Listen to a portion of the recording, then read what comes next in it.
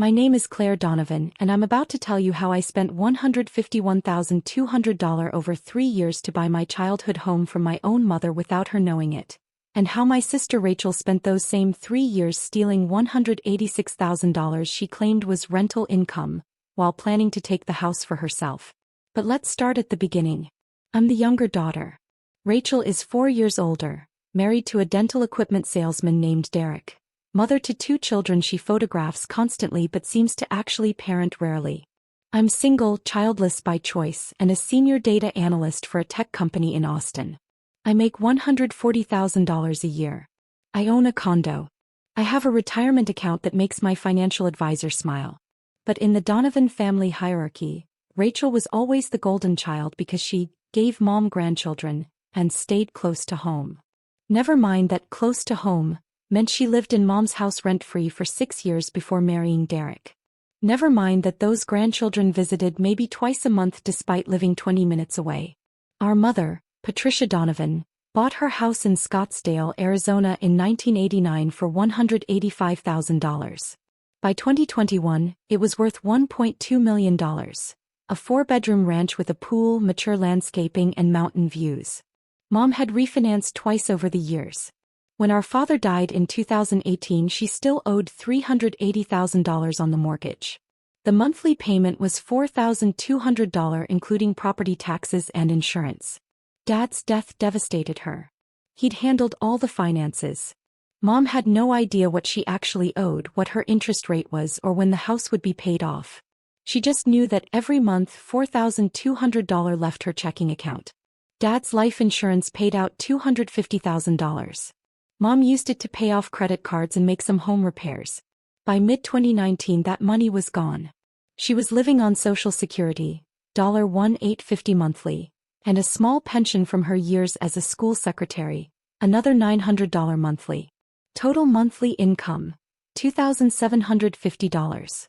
Monthly mortgage, $4,200. Monthly deficit, $1,450. Mom started draining her savings. She had maybe $40,000 left from what she and Dad had accumulated over 40 years of marriage. Rachel's solution? Mom, you should rent out the casita. The casita was a detached guest house. 1 bedroom, 1 bath, kitchenette, about 650 square feet. Dad had built it in 2005 when Grandma Donovan needed care. After Grandma passed in 2012, it sat mostly empty except for when out-of-town relatives visited. I can manage it for you, Rachel offered. I'll find tenants, collect rent, handle maintenance. You won't have to worry about anything. Mom, overwhelmed and grateful, agreed immediately. Rachel listed it on Craigslist in August 2019. She found a tenant, a graduate student named Monica, who paid $1,400 monthly. Deposited directly into Rachel's bank account. It's easier this way, Rachel told Mom. I'll handle the tenant issues and just give you the money. Except Rachel never gave Mom the full $1,400. She gave her $800. After expenses, Rachel explained. I have to cover advertising, maintenance reserves, my management time. $800 is fair. Mom accepted it because she trusted Rachel. Because Rachel was the good daughter who stayed close, who offered to help, who seemed to have everything figured out. But $2,750 in income plus $800 in rent still left Mom short $650 every month. Her savings kept shrinking. I lived in Austin. I visited every 2 months. I called every Sunday. And during one of those calls in March 2021, Mom mentioned she was having trouble making ends meet. How much trouble?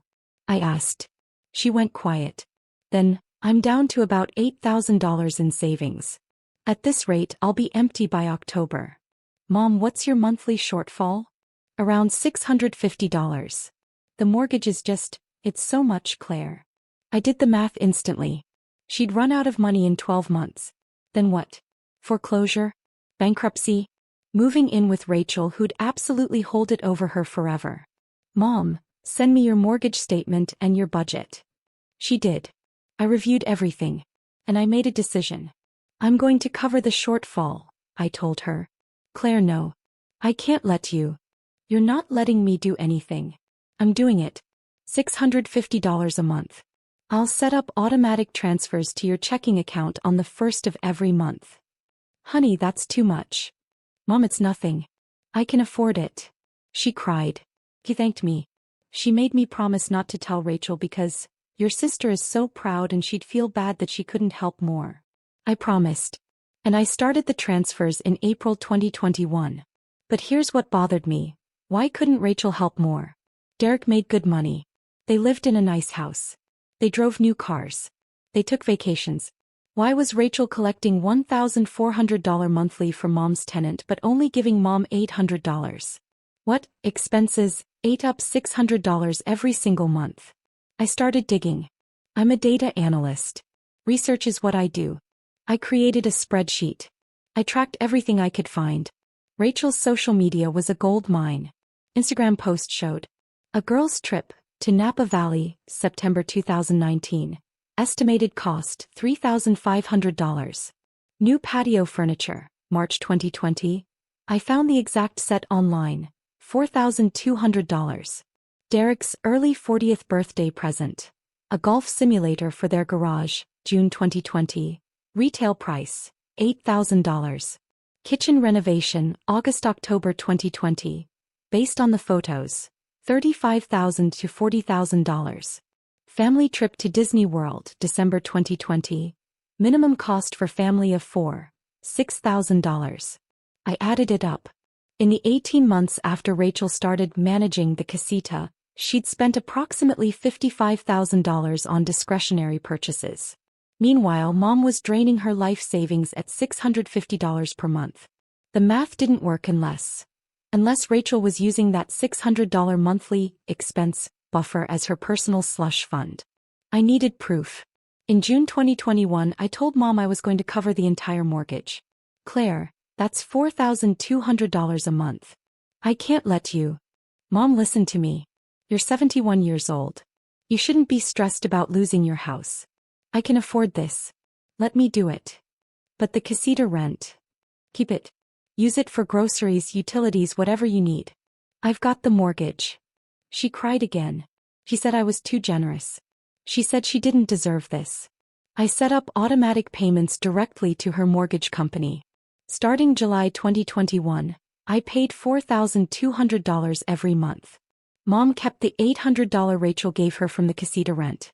Mom's finances stabilized. Her savings account stopped shrinking.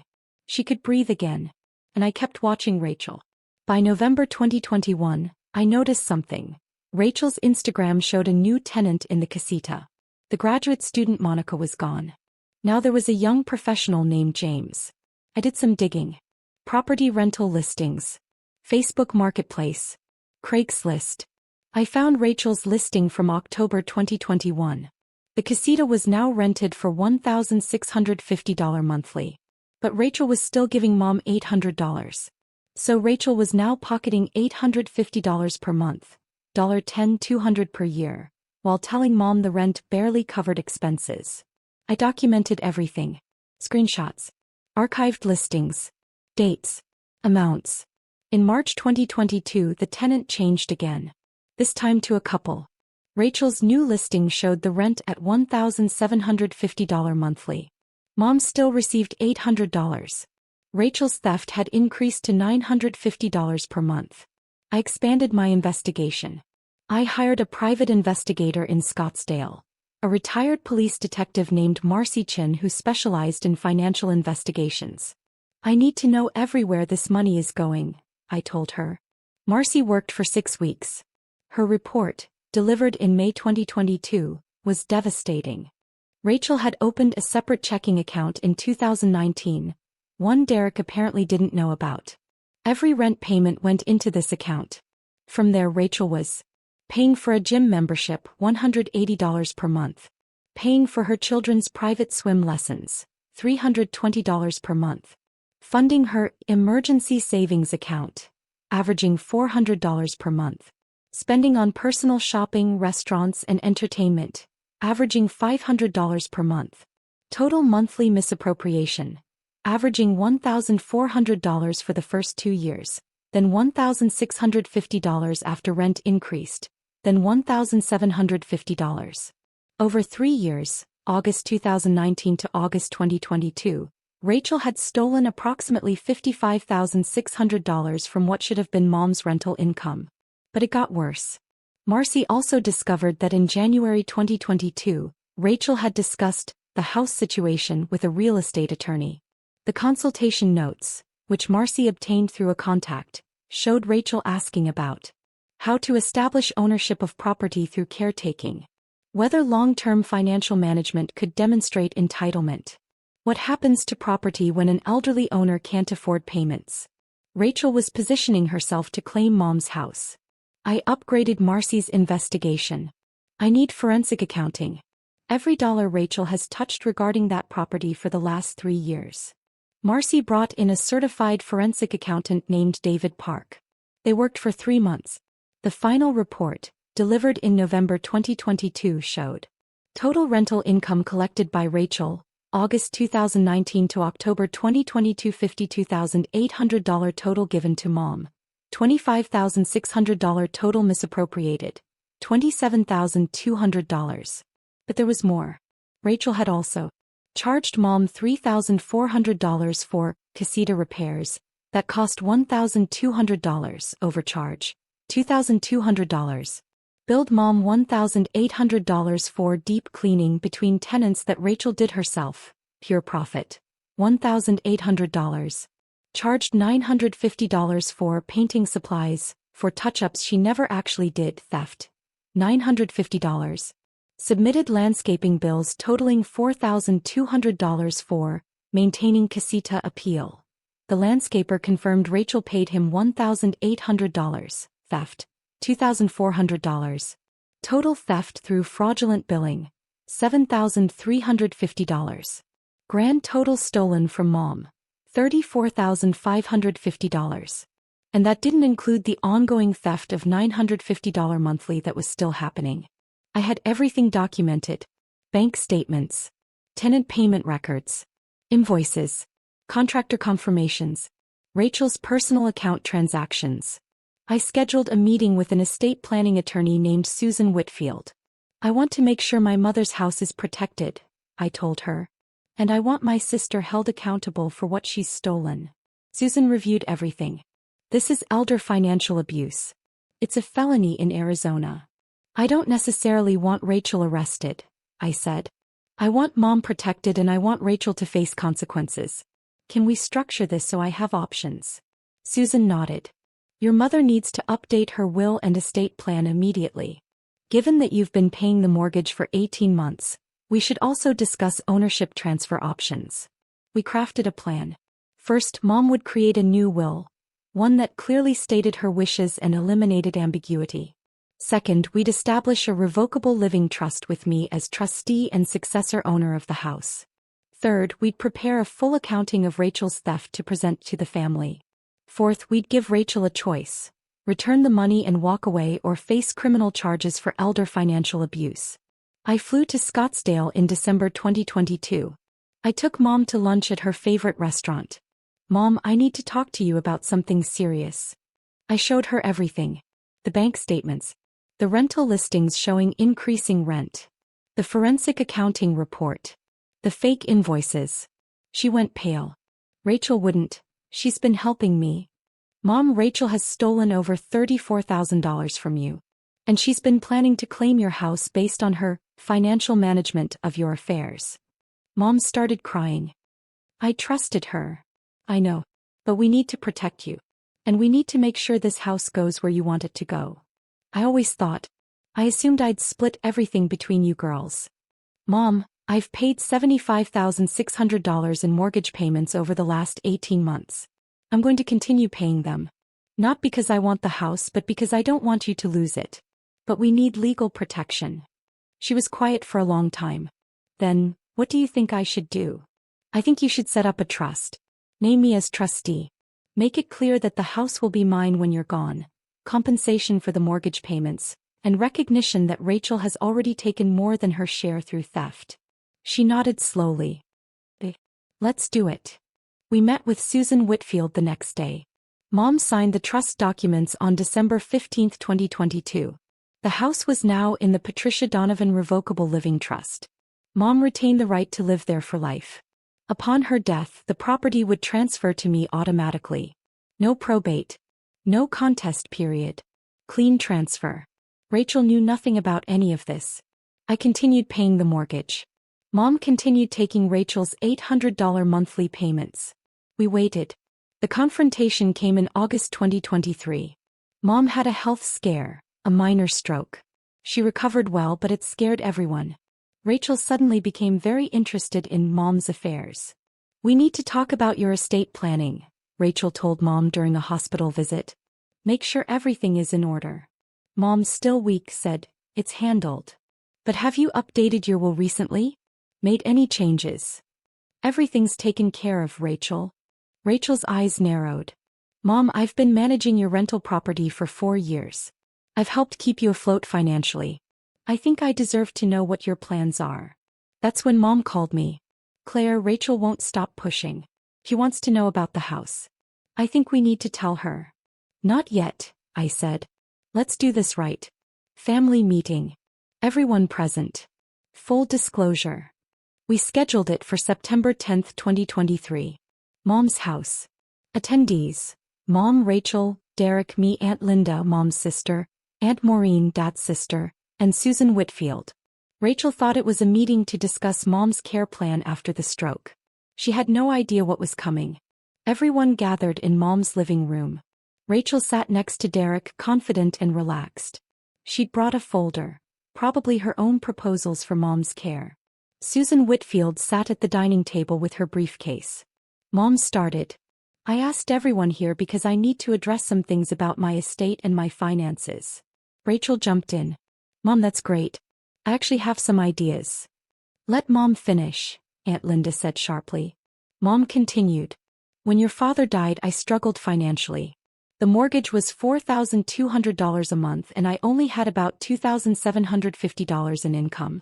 I was going to lose this house." Rachel nodded sympathetically.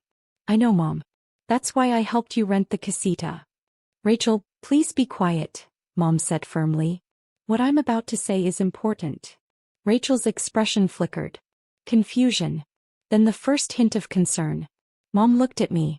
"Claire, will you explain?" I opened my laptop. Connected it to the TV. Displayed a spreadsheet. In March 2021, Mom told me she was running out of savings.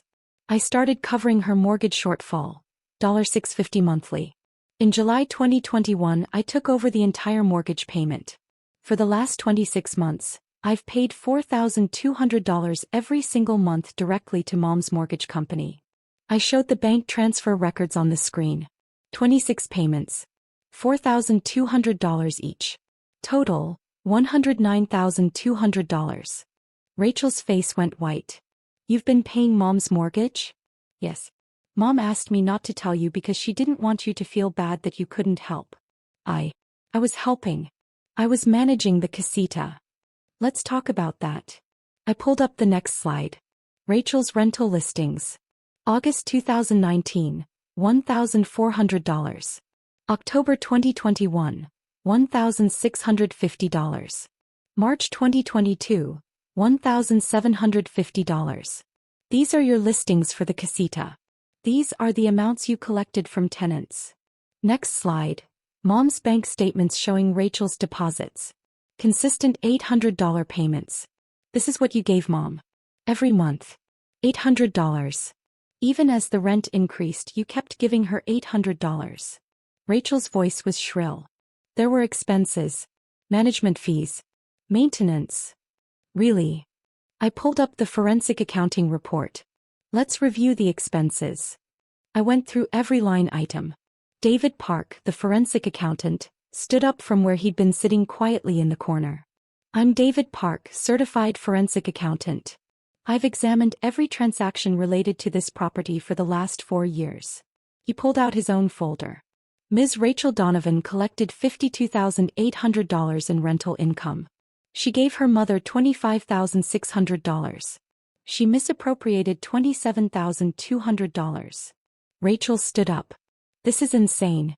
You hired an accountant to investigate me." "Sit down, Rachel," Aunt Linda said. David continued. Additionally, Ms. Donovan submitted fraudulent invoices for repairs and maintenance totaling $7,350. She charged her mother for services that were either never performed or wildly inflated. He displayed copies of the fake invoices next to the real contractor receipts. Rachel's face was crimson. Those were legitimate expenses. No, they weren't, David said calmly. I've confirmed with every contractor. You billed your mother $3,400 for repairs that cost $1,200. You charged her $950 for painting supplies that were never purchased. You submitted landscaping bills for $4,200 when the actual cost was $1,800. Derek spoke for the first time. Rachel, what the hell is he talking about? Rachel turned on me. You've been spying on me. You've been building some kind of case against me. I've been documenting your theft from our mother, I said. There's a difference. Mom promised me this house. Rachel screamed. I've been taking care of her. I've been managing her property. You live in Texas. You barely visit. I stood up and walked to the table. I pulled out 3 years of bank statements and slid them across to Rachel. Who paid the $4,200 monthly mortgage since July 2021? Rachel stared at the statements. Her hands shook. Answer the question, Rachel. Who kept Mom from losing this house? Who paid $109,200 over the last 26 months? That doesn't mean. Who stole $34,550 from Mom while pretending to help her? The room was dead silent. David Park stood again. And I found where your sister's rental income actually went. He displayed Rachel's secret checking account transactions. The gym membership. The swim lessons. The shopping trips. The deposits to her personal savings account. You were building a nest egg with money you stole from your mother, David said flatly. Rachel started screaming. Promised me the house. It's decided. I'm the one who. Rachel, Mom's voice cut through the hysteria. I never promised you this house. Rachel froze. Yes, you did. You said. I said I'd take care of things fairly. That's not a promise. And stealing from me isn't fair. Susan Whitfield opened her briefcase. Mrs. Donovan created a revocable living trust on December 15, 2022. The house is now in the trust. She retains life estate rights. Upon her death, the property transfers to Claire as sole beneficiary. She slid the trust documents across the table. Rachel grabbed them. Read the first page. Then the second. Her face went from red to white to gray. You cut me out completely? You stole from me, Rachel, Mom said quietly. For 3 years. And you were planning to claim my house based on financial management, when Claire was the one actually saving it. Aunt Maureen spoke up. Patricia, are you sure about this? I'm absolutely sure, Mom said. Claire has paid over $100,000 in mortgage payments. She's never asked for anything in return. She's never stolen from me. She's never lied to me. Rachel has done all 3. Rachel turned to Derek. Say something. Derek was staring at the forensic accounting report. You have a secret bank account? It's not secret, it's just. You've been depositing rental income into an account I don't know about and using it for gym memberships and shopping? Derek. We're supposed to be saving for the kids' college. You told me we couldn't afford to contribute more to their 529s. The marriage implosion was happening in real time. Rachel spun back to me. You did this. You turned Mom against me. You've been planning this for years. I've been protecting Mom for years, I corrected. There's a difference. Susan Whitfield spoke again. Ms. Rachel Donovan, you have 2 options. Option 1. You sign a repayment agreement for the $34,550 you stole from your mother. The payment plan can be structured over time, but it must be legally binding. Option 2. Rachel asked through gritted teeth. Option 2. We file a police report for elder financial abuse and fraud. In Arizona, this is a Class 2 felony with a sentencing range of 3 to 12.5 years in prison. Rachel's legs gave out. She sat down hard. Derek was staring at his wife like he'd never seen her before. You stole $34,000 from your mother? It wasn't stealing. I was managing. You charged her for repairs you never did. You kept rental income. That's theft, Rachel. Aunt Linda leaned forward. Rachel, sweetheart, sign the repayment agreement. But the house. The house is Claire's, Mom said firmly. It's been decided. You made your choices. These are the consequences. Rachel looked around the room. At Mom's determined face. At Derek's disgust. At her aunt's disappointment. At my calm, unwavering expression. You're all against me, she whispered. No, I said. You're against yourself. You stole from Mom. You lied to everyone. You planned to take a house you didn't earn while I was paying to save it. These are your choices, Rachel. Own them. Susan Whitfield pulled out the repayment agreement. I need an answer. Rachel stared at the document for 30 seconds. Then she grabbed a pen and signed it. $34,550 paid over 48 months. First payment due October 1st. Monthly payment, $719.79. If you miss 2 consecutive payments, the full balance becomes due immediately and we file criminal charges. Rachel signed. Derek stood up. We're leaving. Derek. Now Rachel. They left without another word. Aunt Maureen started crying. Patricia, I had no idea. No one did, Mom said. Rachel was very good at looking helpful while helping herself. The meeting ended quietly. Aunt Linda hugged me. You did the right thing, Claire. I protected Mom. That's all I did. After everyone left, Mom and I sat on her patio. I'm sorry, she said. For what? For not seeing it sooner. For trusting Rachel so completely that I didn't question anything. Mom, she's your daughter. You're supposed to be able to trust your daughter. I should have trusted both my daughters equally. I always thought Rachel needed more support because she had kids, because she stayed close. But you're the one who actually supported me. We sat in silence for a while. What happens now? Mom asked. Now. Rachel makes her payments. She rebuilds her marriage if she can. And you live in this house without financial stress for the rest of your life. And you keep paying the mortgage? I keep paying the mortgage. In 3 more years it's paid off completely. The house will be worth probably $1.4 million by then. And when you're gone, many, many years from now, it becomes mine, free and clear. Do you resent that? Paying all that money? No. I'm investing in your security and my future. That's not resentment. That's strategy. She smiled. You're so much like your father. I'll take that as the highest compliment. Rachel has made every payment. $719.79 on the first of every month. She's paid back $12,956.22 so far. Only $21,593.78 to go. She and Derek separated for 4 months but are trying to reconcile. They're in marriage counseling. The kids don't know the full story, just that Aunt Claire helps Grandma with the house. Rachel doesn't come to family gatherings anymore. She drops the kids off for visits with Mom but doesn't stay. Mom and I have gotten closer. I fly to Scottsdale once a month. We cook together. We work in her garden. We watch old movies. I've now paid $145,200 in mortgage payments. The remaining balance is $187,000. At my current payment rate, the house will be paid off in August 2027.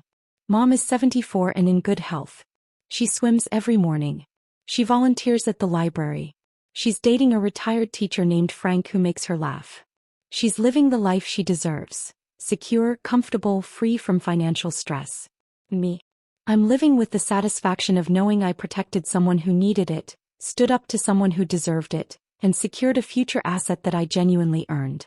People ask if I regret how things went down with Rachel. The answer is no. Rachel had every opportunity to be honest. To help Mom fairly.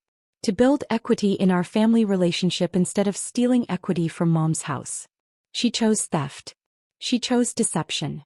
She chose to assume she'd inherit something she never earned. I chose protection. I chose documentation. I chose to invest actual money into actual security. That's the difference between entitlement and earning. And when Dad's fork dropped at that family meeting, when Rachel's whole world came crashing down in that moment of accounting, I didn't smile. I just watched someone face the consequences of their own choices. Because sometimes, the most loving thing you can do for a parent is protect them from the child who sees them as an asset instead of a person.